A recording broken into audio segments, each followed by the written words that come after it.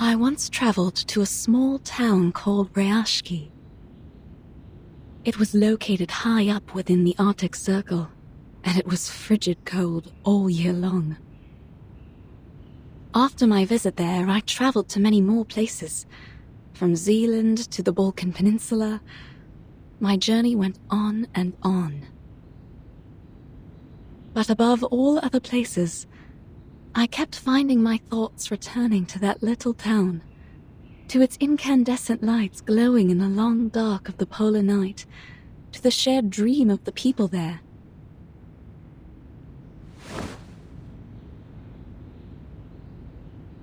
I got this picture book from Rayashki. It is a children's book, a thin one at that, but the story inside has the power to warm a frigid heart. Once opened, wells of bright primary colors run into one another and flow up onto my palm. I found myself returning to it during stormy days when I was stuck at home.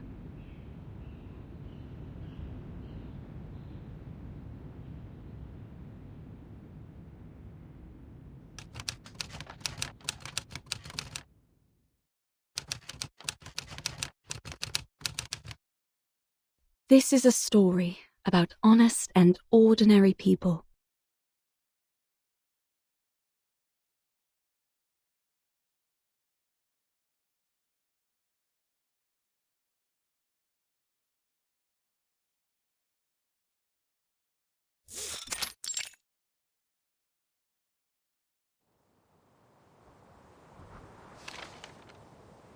The swans are dancing in a circle. Their arms go back and forth. Vila and the swans have done this dance almost 20 times last week. She taught the swans all their beautiful moves. Swan Lake is the best ballet ever. I remembered Mr. Avgeni once said so. He also said the tortoises would come to watch the show. But why would tortoises want to watch Swan Lake? Vila says she doesn't like the tortoises. She likes knowledge. I don't know much about knowledge. But I think Miss Vila's always right. Only between you and me? Vila smells like seaweed and coral. But those are happy smells to me. I think she must be the princess of the ocean. But she tells us she is not special, and that everyone here is equal, no matter if they are a princess or a swan. That we all have 2 feet and 10 fingers, and if we all work together, we can build the beacon to the future. I hope in the future we still get to sing and dance when we are not building beacons. Nina's favorite food is called alonka. It's a chocolate bar. She used to cry a lot whenever she made a mistake with her dancing. But then Vila talked to her, and now she doesn't cry so much. One time, she danced very, very perfectly. So, Vila gave her a piece of an alonka bar. I believe she will be a great dancer. If she doesn't get too nervous on stage, then she could have even more chocolate. I wish I was like her. I want chocolate too. But I'm not a swan like her. And now, there's never any Alyonka in the canteen's cupboard.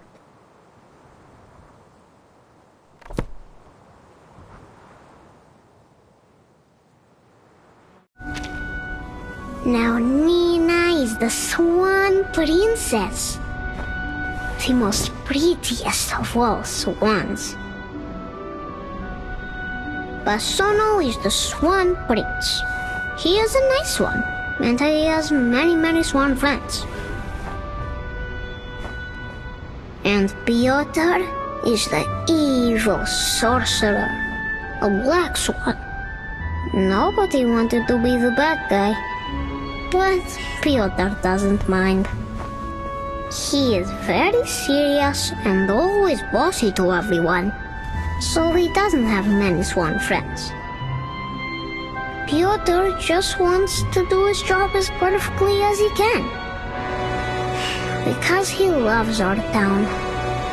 Now, August is not a swan, but he also loves his town. Then there is a little mouse who moves as quickly as the blowing wind. Will it be our new visitor? What was it that Vila said about new visitors? I don't remember now.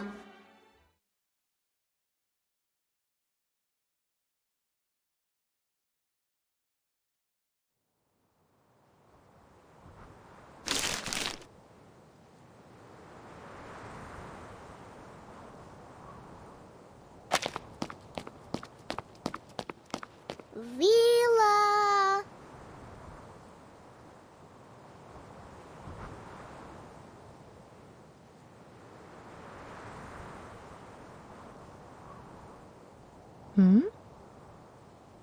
Reporting to you, Comrade Vila. I have a very important question. Well, then go ahead, little Comrade August. How should we receive the new visitors coming to town? Maybe we can welcome them with Yanka? Or friendship? Or maybe something else? We will welcome them with white snow, with smiles on our faces, and with welcoming arms we use to achieve our dreams, as we do for everyone who comes here, little comrade.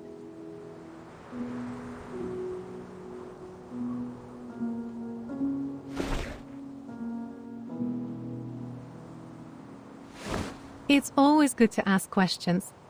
But don't forget your task today, all right?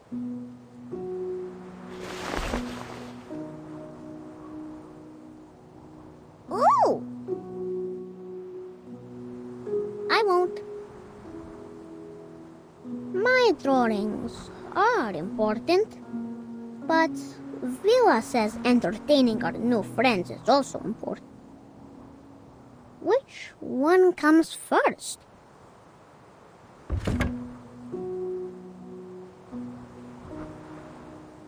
After the swans have flown away, Evgeny will go up to the stage.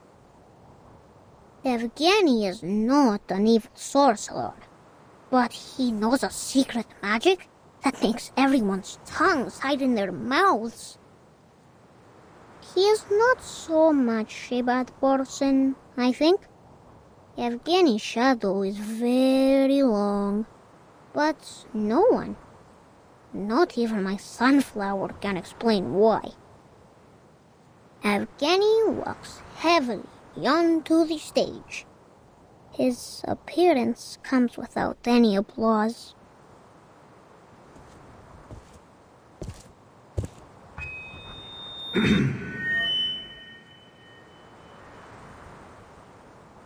We have received a telegraph.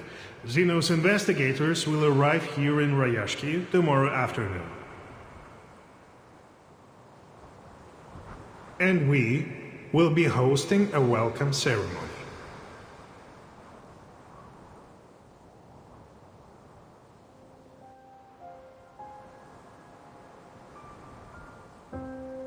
I understand your concerns.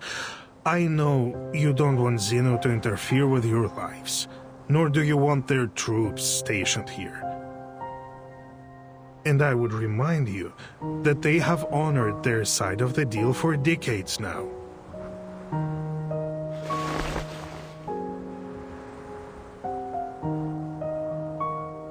We give them runium ore, and they supply us in return. It should be as simple as that. Always it has been this way, since my grandfather's time. Times have changed, Comrade Knut.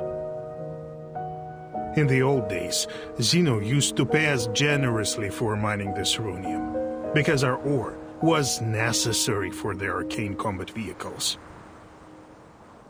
But now, we have nearly exhausted all our mines.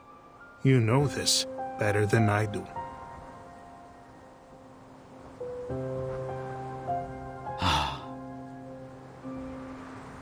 But isn't there some other work we can do? Already we build our own houses, and now we even grow our own crops. He's right. Why must we work with Zeno if we could feed ourselves? Comrades, calm yourselves. Evgeny is doing this for everybody's sake. Have you forgotten about those little monsters? Is there anyone left on our defense team that hasn't been injured fighting them?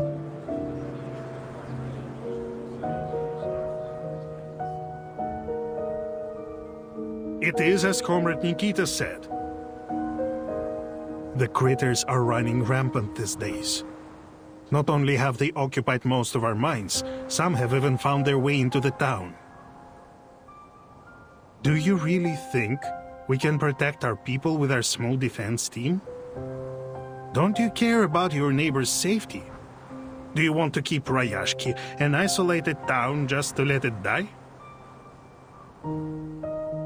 Rayashki is more than an isolated town, Evgeny. And we all know that. But this is the reality we all must face now.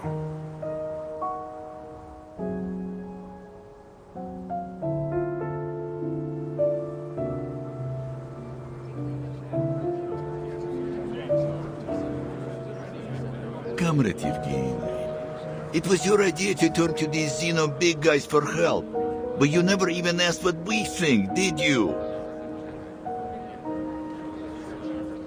So you can't blame us for disagreeing now. I'm doing this for your good.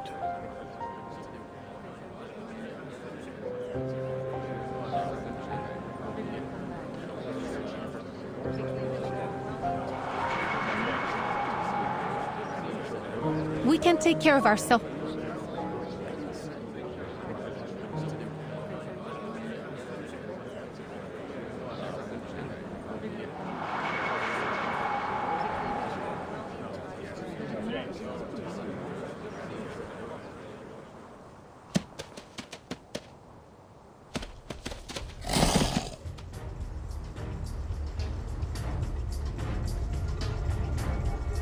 Everyone, watch out!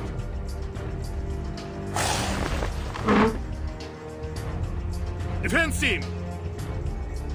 On it!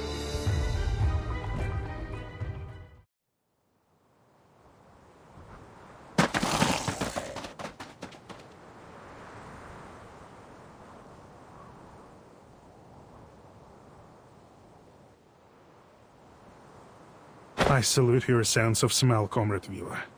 We could have suffered much more severe consequences without your forewarning.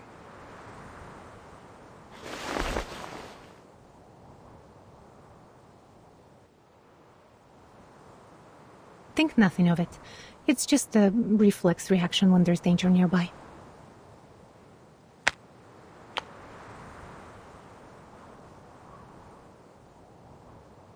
But this incursion has proved my point. We need Zeno's help.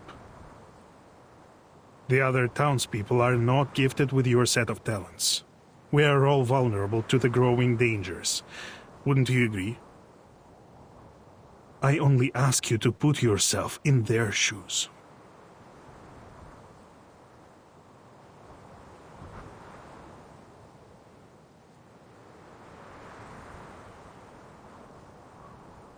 Your criticism is valid and well accepted, Comrade Evgeny. Perhaps I could agree with your plan. Provided Zeno's presence is a temporary one, we just don't want them to change things for us here.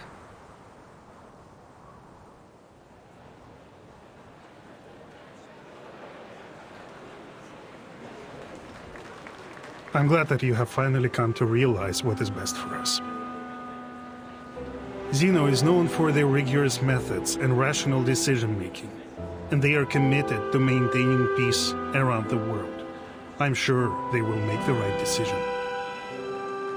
They trusted us to supply their ore, and we have faithfully played our part in supporting them. Thanks to our help, Zeno has successfully tackled many international issues. It has always been them and us together, fighting for a better world.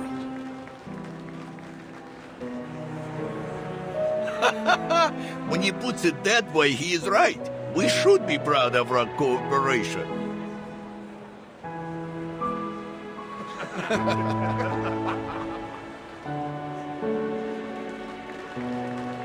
Therefore, we will show our appreciation to Zeno for the contributions they've made to the world with our help.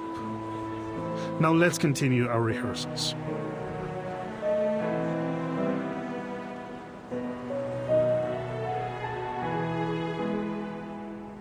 Have you seen August? I can't find him.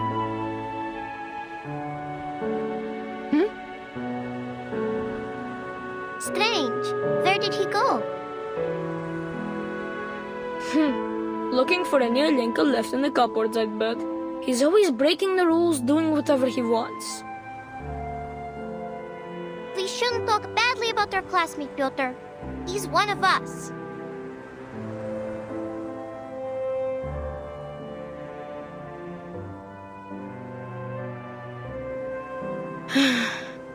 Yes, you're right. I just wanted everyone to do their best, even him. Don't worry, kids. We will find them.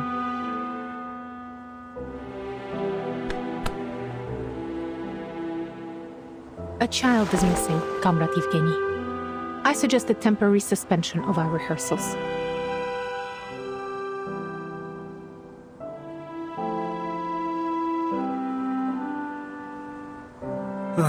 It must be that strange kid again. He is always sneaking away like this.